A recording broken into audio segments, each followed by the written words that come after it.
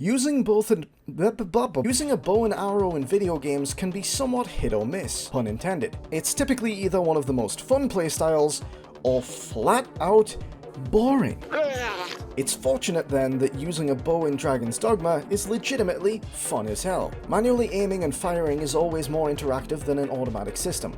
Doing so feels fluid and intuitive, and having a variety of devastating bow skills on top of that is some delicious icing on the cake. So it only makes sense that this game has a vocation devoted solely to the path of the bow, the aptly named Ranger.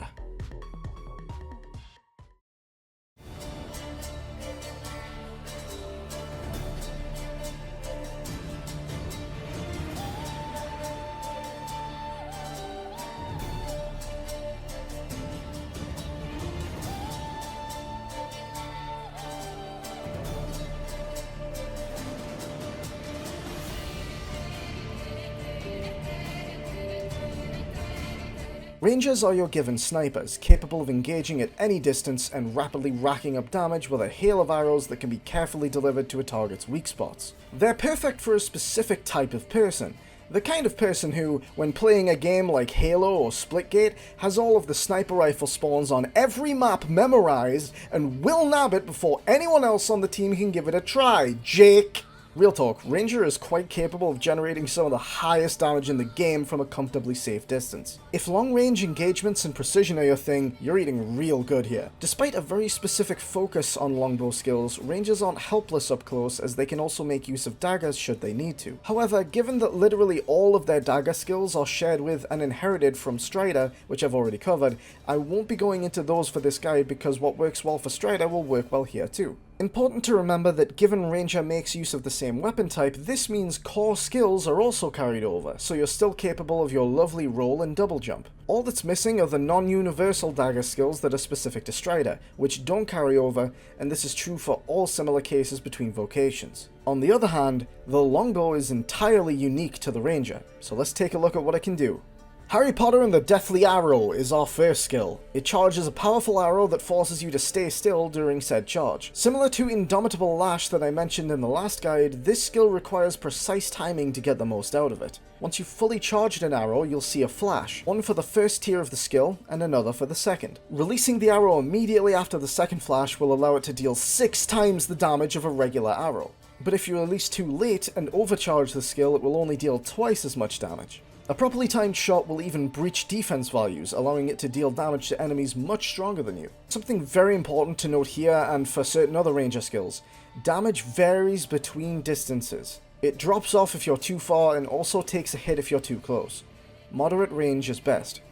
As for Endicad Shot, remember Pentad Shot from the Strider guide? This is that, except double, which means that it deals absolutely ballistic damage up close. If Pentad Shot is the equivalent of a shotgun blast, this thing is a fucking pocket nuke. Delivering this skill to weak points can absolutely trivialize a fight. In fact, you know what? This is too good. I'm calling for nerfs. Crowds and up-close enemies aren't remotely a concern for Ranger with this skill. It says a lot when I would sooner recommend this skill over your daggers for close combat. This one's almost mandatory for how good it is, and I would personally say that it and Tenfold Flurry rank among the best skills in the entire game. Fuck it, Ranger's a melee class now. Bodybinder is a funny little skill. It has you fire an arrow that knocks back an enemy and pins them to a wall or nearby vertical surface. Obviously it doesn't work on big guys, but it can be useful for keeping a troublesome foe's hands full when you're feeling overwhelmed by groups. Despite dealing okay damage, this one's basically 100% utility, and quite frankly, it's not the most useful skill overall, but I'm not gonna lie to you, it is funny. Go ahead and pick it up if you want, treat yourself. Tenfold Mcflurry is... well, remember Fivefold Flurry from the Strider guide? Yeah, this is that, except double, and it's good for all the same reasons. Because of the sheer amount of arrows fired, this thing absolutely shits out damage. And of course that's best utilized on weak points, which the Ranger typically has easy access to. Much like Endicad Shot, you literally cannot go wrong with it. Endicad will deal more damage point blank, but Tenfold offers more consistent damage as it can cover longer distances.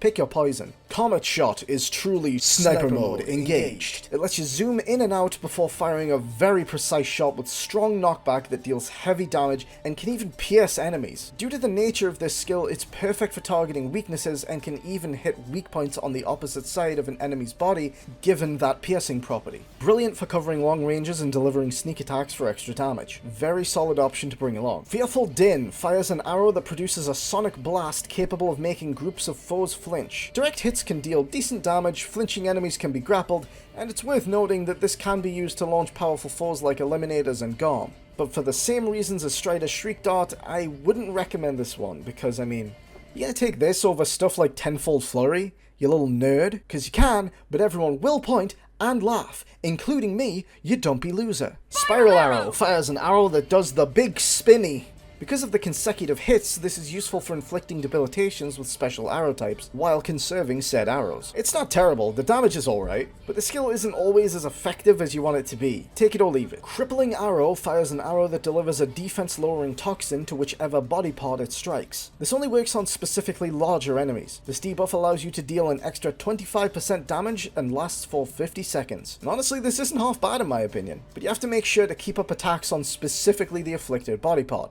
And when it comes to a party, your pawns, yeah, they're not going to do that. You can likely compensate for this with multiple arrows, but that's a lot of time and stamina you could have spent dealing damage to the thing in the first place. I wouldn't call this a waste though, worth being aware of. Nice car. Rubber legs. Ranger's final skill, Great Gamble, is the big one. It has you charge and fire an arrow that drains all of your stamina. Oh god. Get this guy a Gatorade. Thing is, when you fire the arrow, it goes all and frankly, that alone makes this skill worth it. The isn't just for show either. During it, you can actively steer your arrow around to hit exactly where you want it to, like it's wanted or something.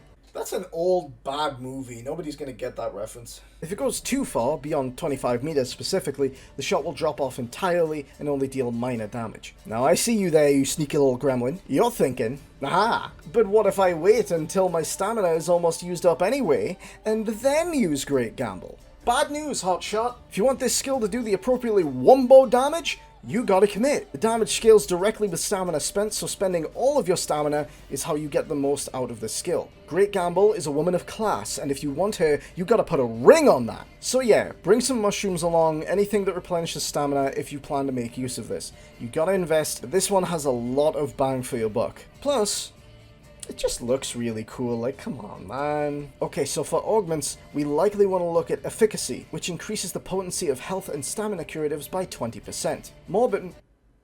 Did I just fucking say Morbin? Morbidity, which combos well with Spiral Arrow because it increases your chance of inflicting debilitations. Precision, which reduces arrow spread while moving. And Stability, which prevents blasts of wind from staggering you. Okay, real fast. I have to draw attention to Radiance. Not to recommend it, but to laugh at it. Get a load of this miserable bastard. Increases the range on your lantern by 20%. Who the fuck equipped this? Guys, I can't see without my lantern. Be they arisen or pawn, a ranger is an absolute unit of a vocation and a welcome addition to any party. Being capable of absolutely battering almost every enemy in the game without so much as needing to close distance while skipping out on the cast times of magic vocations is honestly just a massive flex. No joke, if I was speedrunning the game, I'd probably just make everyone a ranger, straight up. Whether you like lining up a perfect shot or just blasting everything in your way, embrace the path of the ranger and live your best Legolas life. You'll be rewarded with an exceedingly flexible vocation that lets you engage immediately in any situation or fall back to safety while keeping up the pressure. There is a lot of fun to be had with a class this liberating. Speaking of fun, up next is Sorcerer.